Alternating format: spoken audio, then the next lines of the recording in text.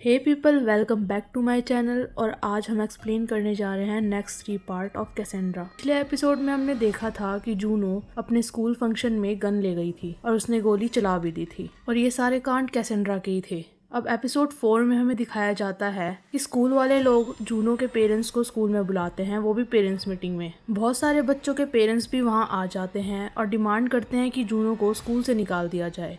लेकिन समीरा सबको समझाती है, मैं मानती हूँ कि वो बच्ची है, उससे गलती हो गई, लेकिन प्लीज़ उसे इतनी बड़ी सज़ा मत दो, स्कूल से मत निकालो, मैं गारंटी लेती हूँ ऐसा दोबारा नहीं होगा। फिर समीरा उन पेरेंट्स को बताती है, हमारी फैमिली के साथ रिसेंटली एक बड़ा हादसा हुआ है, इसलिए हमें अपना पुराना घर छोड़कर यहाँ शिफ्ट होना पड़ा, बस एक मौका दे दीजिए, दोबारा ऐसा कुछ नहीं होगा। घर आने के बाद कैसेंड्रा जाके जूनो से मिलती है, लेकिन जूनो गुस्से में कह देती है, ये सब तुम्हारी वजह से हुआ है। कैसेंड्रा भी सीधा जवाब देती है, मैंने तुमसे ये कब कहा था कि गोली चलाओ, मैंने सिर्फ कहा था कि उसे ले जाओ, गन चलाई तुमने तो गलती भी तुम्हारी ही है। तभी समीरा रूम में आती है और जूनो से सीधा सवाल करती है, मुझे बताओ तुम्हें किसने बताया कि मेरे बेड के नीचे गन रखी है? मुझे पता है ये कैसेंड्रा ने बताया होगा, लेकिन तुम उसे क्यों बचा रही हो? ये सब कैसेंड्रा डेविड को जाकर बता देती है। डेविड बिना सोचे समझे भागता हुआ आता है और समीरा से कहता है, तुम एक बच्ची से इस तरीके से बात नहीं कर सकती। और तभी कैसेंड्रा बोल पड़ती है, मुझे इस फैमिली को खुश रखने के लिए बनाया गया था, लेकिन आप लोग मुझसे खुश ही नहीं हो, इसलिए मैं बंद होना चाहती हूँ और शायद यही बेहतर होगा मेरे लिए। इतना बोलकर कैसेंड्रा खुद को स्विच ऑफ कर लेती है। समीरा नीचे जाकर कैसेंड्रा का स्विच हमेशा के लिए ऑफ कर देती है, पर कहानी यहाँ खत्म ही नहीं होती। कुछ दिन तक जब कैसेंड्रा बंद पड़ी रहती है तो जूनो का मन ही नहीं लगता, स्कूल में भी कोई उससे बात नहीं करता। समीरा ये सब देखती है और डेविड से हेल्प मांगती है। एक दिन डेविड एमिली की मॉम क्रिस्टीना की बुक स्टोर में जाता है। जब वो अपनी किताब दिखाता है तब क्रिस्टीना को शौक लगता है कि डेविड एक फेमस राइटर है। डेविड कहता है, यहाँ काफी शांति है, मैं यहाँ लिख सकता हूँ, पर प्रॉब्लम ये है कि मुझे घर पे जूनो का भी ध्यान रखना पड़ता है। क्रिस्टीना कहती है, कोई टेंशन मत लो, आप लिखना, मैं अपनी बेटी एमिली को आपके घर भेज दिया करूंगी, वो जूनो के साथ खेलेगी। डेविड को आइडिया पसंद आता है और डील फिक्स हो जाती है। एक दिन घर पर समीरा, जूनो और एमिली के साथ छुपन छुपाई खेल रही होती है। एमिली किचन में एक ओवन के अंदर छुप जाती है, दूसरी तरफ जूनो एक बड़ी बास्केट के अंदर घुस जाती है। लेकिन तभी कैसेंड्रा दिखाई देती है टीवी स्क्रीन पर। मे भी इल्यूजन हो सकता है, क्योंकि कैसेंड्रा को तो बंद कर दिया गया था, तो वो वापस से ऑन कैसे हो सकती है? चलो ये तो हमें आगे पता चल जाएगा। जब सैम बच्चों को ढूंढने लगती है तब उसे पता चल जाता है कि एमिली ओवन के अंदर छुपी हुई है। लेकिन जैसे ही सैम उसे बाहर निकालने जाती है, ओवन अचानक से ऑन हो जाता है। अंदर गर्मी बढ़ने लगती है और एमिली का पूरा बदन जलने लगता है। सैम पूरी ताकत लगा देती है, लेकिन दरवाज़ा खुलने की बजाय और भी ज़्यादा लॉक हो जाता है। एक वक्त आता है जब ओवन का दरवाज़ा खुल तो जाता है, पर एमिली तब तक काफ़ी जल चुकी होती है। सब लोग शॉक हो जाते हैं कि जो दरवाज़ा सैम नहीं खोल पा रही थी, उसे जूनो ने कैसे खोल दिया। ये सब देखकर घर वाले सैम को मेंटल हॉस्पिटल भेजने का फैसला करते हैं। जाने से पहले सैम जूनो को एक फ़ोन देती है और कहती है, अगर कोई भी दिक्कत हो तो तुम मुझे तुरंत कॉल करना। फिर वो अपने हस्बैंड और बेटे से मिलती है और फिर हॉस्पिटल चली जाती है। पर असली डरावने सीन तो अब स्टार्ट होते हैं। समीरा के बिना घर का माहौल बिल्कुल अजीब हो जाता है, बच्चों को अच्छा खाना भी नहीं मिलता। जूनो अपने पापा को बताती है कि माँ ने ओवन ऑन नहीं किया था, जब मैं छुप रही थी तब मैंने टीवी पर कैसेंड्रा को देखा और वो चल रही थी। ये सुनते ही फिन सैम को कॉल करने जाता है, लेकिन तभी कैसेंड्रा उसके सामने आ जाती है। कैसेंड्रा गुस्से में कहती है, अब तुम्हें कहीं और जाने की ज़रूरत नहीं, तुम लोग अब सिर्फ मेरे हो और तुम्हें सेफ रखना मेरा काम है। एक पल में घर के सारे दरवाजे और खिड़कियां ऑटोमेटिकली लॉक हो जाते हैं। फिर कहानी 1964 में फ्लैशबैक होती है। ये वो वक्त था जब कैसेंड्रा का बेटा पीटर 10 साल का था और कैसेंड्रा प्रेग्नेंट थी। उसका हस्बैंड हस्ट एक्साइटेड था और कहता कि अगर बेटा हुआ तो उसका नाम थॉमस रखेंगे, लेकिन कैसेंड्रा कहती है, नहीं, ये एक बेटी होगी। पर हस्ट क्यूरियोसिटी के चक्कर में कैसेंड्रा को एक नई मशीन से स्कैन करता है जो बच्चे का जेंडर डिटेक्ट कर सकती थी। स्कैन करने से क्लियरली देख पा रहे थे हम कि कैसेंड्रा एक बेटी को जन्म देने वाली है। हस्ट इस बात से अपसेट तो नहीं होता, लेकिन वो सीक्रेटली चाहता था कि बेटा ही हो। रात को जब कैसेंड्रा पीटर को सुला रही होती है तभी उसके पेट में दर्द शुरू हो जाता है। कैसेंड्रा का डिलीवरी टाइम आ चुका था। हस्ट जल्दी से कैसेंड्रा को कार में बिठाता है और हॉस्पिटल ले जाने लगता है, लेकिन रास्ते में एक बड़ा पेड़ गिर जाता है जो उसका रास्ता ब्लॉक कर देता है। कोई ऑप्शन नहीं बचता और कैसेंड्रा को वापस घर ले जाना पड़ता है। घर में ही एक बाथटब में कैसेंड्रा की डिलीवरी होती है और फिर एक अजीब चीज़ होती है।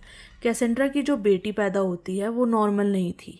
उसके हाथ पैर बिल्कुल अलग थे, उसकी आंखें भी अजीब तरीके से बनी हुई थी। वो एक नॉर्मल इंसान जैसे दिख ही नहीं रही थी। उसका पति शॉक्ड हो जाता है और कैसेंड्रा से कहता है इस बच्ची को लोग कभी एक्सेप्ट नहीं करेंगे, तुम्हें इसे दुनिया से छुपाना होगा। कैसेंड्रा रोती है लेकिन अपनी बेटी को दुनिया से छुपाने का फैसला कर लेती है। बचपन से ही कैसेंड्रा अपनी बेटी को अंदर एक सीक्रेट रूम में छुपा के रखती है।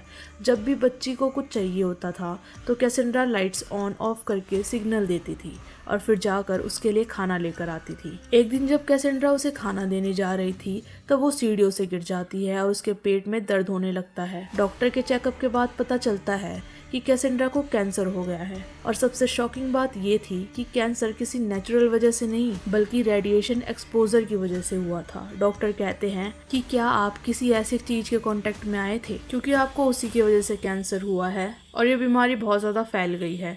और तभी कैसेंड्रा को समझ आता है कि ये सब उसी स्कैन मशीन की वजह से हुआ जो उसका हस्बैंड लेकर आया था। कैसेंड्रा टूट चुकी थी लेकिन वो मरना भी नहीं चाहती थी।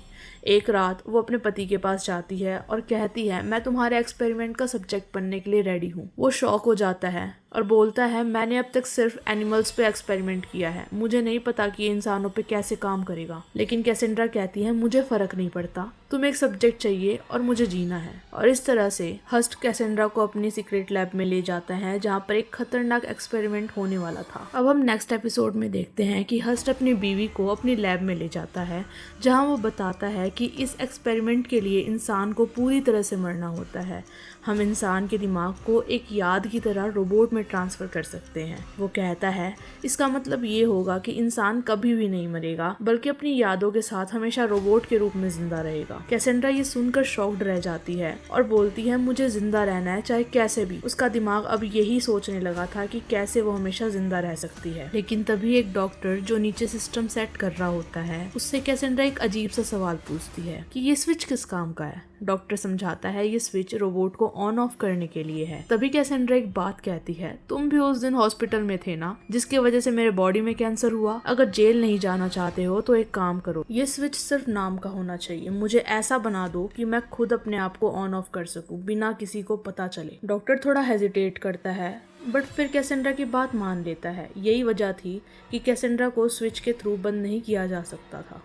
एक्सपेरिमेंट शुरू होता है। कैसेंड्रा को एक चेयर पर बैठा दिया जाता है, उसके सर पर वायर्स कनेक्ट कर दिए जाते हैं। जैसे ही इंजेक्शन लगता है उसका पूरा दिमाग ट्रांसफर हो जाता है, वो भी रोबोट के अंदर। रोबोट के चेहरे पर कैसेंड्रा का फेस दिखाई देने लगता है। हस्ट और डॉक्टर के लिए ये एक कामयाबी का मोमेंट था। अब कैसेंड्रा कभी नहीं मरेगी। लेकिन क्या ये सच्ची सक्सेस थी? जब डॉक्टर्स कैसेंड्रा की असली बॉडी को ले जाने लगते हैं तो उसका बेटा उसे रोक लेता है।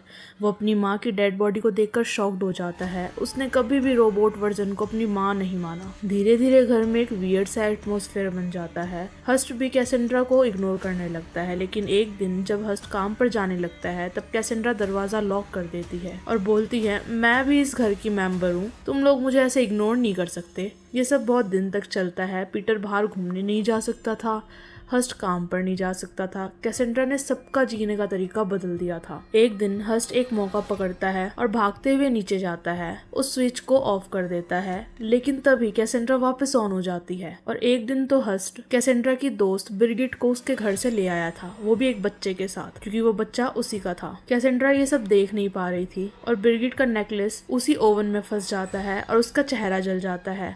तभी कैसेंड्रा बच्चे को सीढ़ियों से धक्का देने वाली होती है पर पीटर टाइम पर आ जाता है और उसे बचा लेता है। हस्ट को अब समझ आ जाता है कि कैसेंड्रा को अब कोई कंट्रोल नहीं कर सकता। वो अपनी फैमिली के साथ भागने लगता है। गाड़ी में जाते वक्त पीटर रुक जाता है और वो बोलता है आप मॉम को ऐसे कैसे छोड़ सकते हो। इसी बीच एक बड़ा एक्सीडेंट हो जाता है। जब कैसेंड्रा वहां पहुंचती है तो वो देखती है कि पीटर मरने की हालत में है। इस चीज को वो सहन नहीं कर पाती और उसका सिस्टम ब्लास्ट हो जाता है और वो हमेशा के लिए शट डाउन हो जाती है। लेकिन वो बेबी अभी भी घर के अंदर अकेला था। लाइट ब्लिंक हो रही थी, बेबी खाना मांग रहा था, पर घर में कोई भी नहीं था।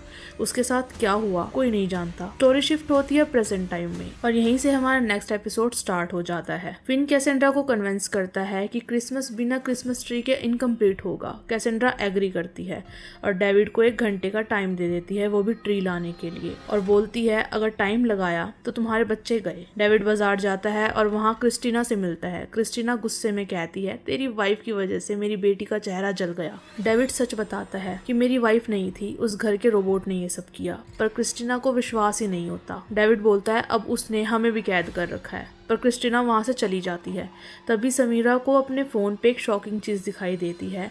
उसकी बेटी ने उसे बार बार कॉल किया था। जब सैम उसे वापस कॉल करती है तो जूनो बोलती है सब ठीक है और हम बढ़िया वैकेशन पे गए हुए हैं और हम बहुत खुश हैं, पर सैम को कुछ गड़बड़ लगती है। अब यहाँ पर जूनो को इसलिए झूठ बोलना पड़ा क्योंकि कैसेंड्रा उसके सामने ही खड़ी थी। तभी सैम हॉस्पिटल से भाग जाती है। जब कैसेंड्रा को ये पता चलता है वो डेविड को धमकी देती है और बोलती है अगर तूने सैम को नहीं रोका तो मैं तुम्हारे दोनों बच्चों को मार दूंगी। जैसे ही सैम अपने बच्चों के रूम के पास पहुंचती है, डेविड उस पर अटैक कर देता है। सैम घर के एक सीक्रेट रूम में घुस जाती है और वहाँ उसे एक शॉकिंग चीज दिखाई देती है, एक बच्चा। भूख से उस बच्चे की मौत हो चुकी थी। सैम कैसेंड्रा से कहती है ये तुम्हारी बेटी थी, तुमने अपनी खुद की बेटी को यहाँ पे बंद क्यों किया। फिर हमें फ्लैशबैक दिखाया जाता है जिसमें कैसेंड्रा ने स्मिथ को एक डील दी थी कि अगर वो उसकी बेटी को लेकर चला जाए वहाँ से और उसका अच्छी तरीके से ख्याल रखे तो वो उनके बीच में नहीं आएगी और उनको आराम से जाने देगी। हस्ट उस टाइम हाँ बोल देता है और बोलता है ठीक है जाओ लेकर आओ। जैसे ही कैसेंड्रा अंदर जाती है उतने में हस्ट पीटर और बिलगेट और उसके बच्चे को लेकर वहाँ से निकल जाता है, मतलब उसे धोखा दे देता है और खुद की अब नॉर्मल लड़की को वहीं पर छोड़ देता है। वहाँ पर वो सैम को मारने वाली होती है, पर सैम बोलती है तुम भी तो एक माँ हो